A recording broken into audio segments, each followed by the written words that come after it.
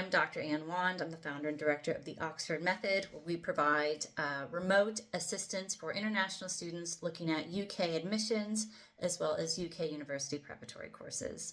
And the item I want to talk to you about today is the personal statement. Personal statements are required for your UCAS forms as part of your undergraduate degree or undergraduate application. Some master's and PhD programs also require a personal statement as part of their application.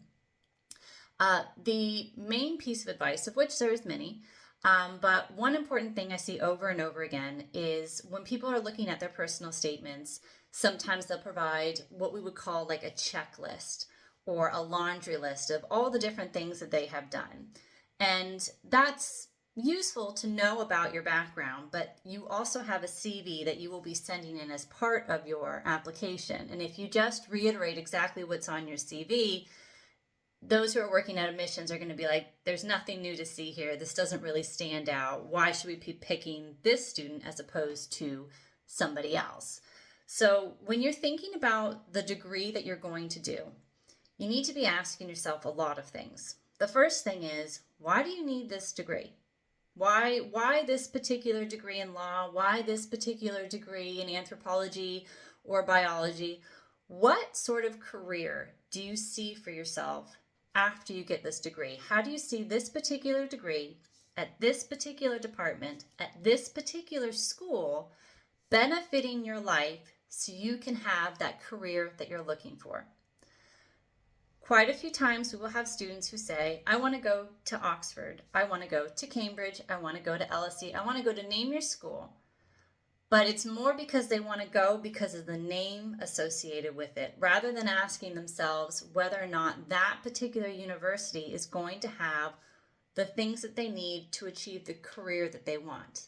For example, Oxford is really known for its humanities and social sciences, whereas Cambridge is more associated with the harder sciences. That doesn't mean they aren't good in both, but each institution has strengths in different ways.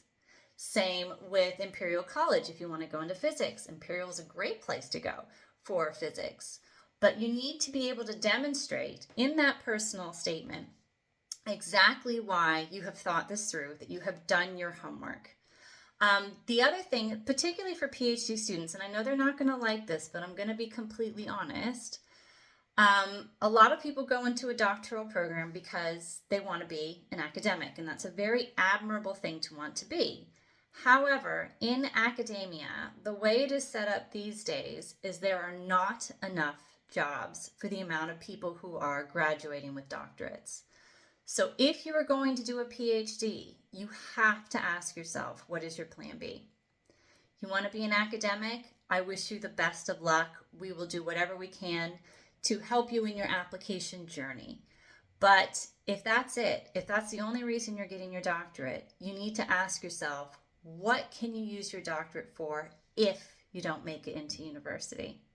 And that's really the kicker. And if you don't have an answer or a plan B, you really need to think about that in detail before you submit your application. Because if you put into your application, I want to be an academic, they'll go, yes, you and everybody else. But if you go, I have a background in, let's say, biodiversity or sustainability, and I want to go into this particular sector because they're doing really innovative research in X, and I want to do my research in that particular topic, that's what's going to help you stand out in the long run, as opposed to, I want to get this degree so that I can focus on something related to academia. I hope that helps. If you would like more tips and honest advice on how to apply and prepare for university in the UK, then make sure to head over to theoxfordmethod.co.uk. See you next week.